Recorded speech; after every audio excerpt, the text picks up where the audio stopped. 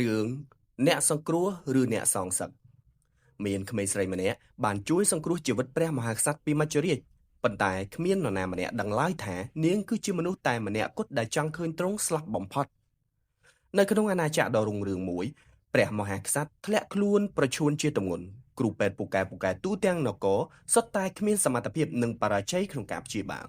ថ្ងៃមួយមានក្មេងស្រីក្រីក្រម្នាក់ឈ្មោះលីណាធ្វើដំណើរមកពីភូមិដាច់ស្រយាលនាងបានពោលយ៉ាងក្លាហានថាខ្ញុំអាចព្យាបាលព្រះអង្គបានគ្រប់គ្នាសើចចំអកឲ្យនាងប៉ុន្តែដោយសារគ្មានជំរឿផ្សេងពួកគេក៏អនុញ្ញាតឲ្យនាងសាកល្បង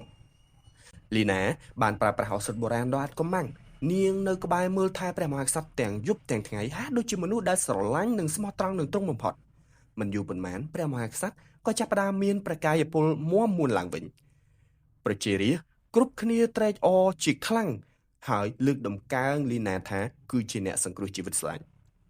ព្រះមហាក្សត្រចាប់ផ្ដើមទុកចិត្តនិងស្រឡាញ់លីណាជាខ្លាំងទ្រង់តែងតែមានបន្ទូលជាមួយនាងរៀងរាល់ថ្ងៃថ្ងៃមួយទ្រង់បានសួរនាងថាហេតុអ្វីបានជាអ្នកខំប្រឹងជួយសង្គ្រោះយើងយ៉ាងនេះលីណាក៏ញញឹមយ៉ាងស្រទន់រួចតបវិញថាព្រោះខ្ញុំមិនចង់ឃើញនរណាម្នាក់ត្រូវបានបាត់បង់ជីវិតឡើយនៅថ្ងៃដែល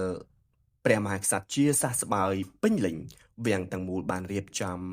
ពិធីជប់លៀងយ៉ាងធំលីណាត្រូវបានអញ្ជើញឲ្យឈរក្បែរព្រះអង្គនាងបានលើកពេងថ្នាំចុងក្រោយមួយរួចពោលថាសូមព្រះអង្គសោយថ្នាំនេះទៅនេះគឺជាឱសថបញ្ចប់ការជឿចាប់ទាំងពួងហើយដោយក្តីទុកចិត្តព្រះមហាក្សត្រក៏សោយថ្នាំនោះរហូតអស់ពីពេងភ្លាមនោះព្រះមហាក្សត្រចាប់ផ្ដើមដងហក់ព្រះកាយឡើងរឹងហើយក៏ដួលសន្លប់បាត់ស្មារតីវាំងទាំងមូលមានភាពច្របូកច្របល់ពួកអ្នកយាមបានសម្រុកមកចាប់លីណាហើយស្រែកសួរថាតើឯងជាគ្រូពេទ្យឬក៏ជាធាតុករលីណាមិនភ័យខ្លាចឡើយនាងសើចតិចរួចនិយាយយ៉ាងត្រជាក់ថាខ្ញុំមិនមែនជាអ្នកសម្លាប់ទេខ្ញុំគ្រាន់តែមកបញ្ចប់អ្វីដែលខ្ញុំបានចាប់ផ្ដើមតែប៉ុណ្ណោះនាងបន្តទៀតថាថ្នាំដែលខ្ញុំយកមកព្យាបាលគាត់គឺជាថ្នាំតែមួយដែលធ្វើឲ្យគាត់ធ្លាក់ខ្លួនឈឺផងដែរការពិតនាងគឺជាអ្នកបំពល់តាំងពីដំបូងដើម្បីបង្កឱកាសចូលមកក្បែរស្ដេចនាងសម្លឹងមើលទៅស្ដេចដែលកំពុងដង្ហើមចុងក្រោយរួចនិយាយទាំងទឹកភ្នែកថា10ឆ្នាំមុនអ្នកបានបញ្ជាឲ្យកងទ័ពបំផ្លាញភូមិរបស់ខ្ញុំនិងសម្លាប់គ្រួសារខ្ញុំទាំងអស់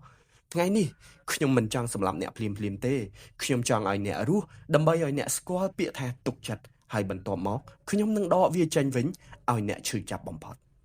មុនពេលត្រូវគេនាំខ្លួនទៅប្រហារជីវិតលីណាបានបន្សល់ទុកសម្ដីចុងក្រោយមួយឃ្លាថា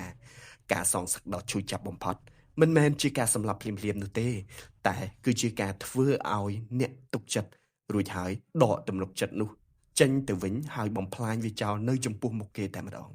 មេរៀននៅក្នុងរឿងមួយនេះគឺកុំទុកចិត្តលើអ្វីដែលអ្នកបានឃើញពីសម្បកក្រៅងាយពេក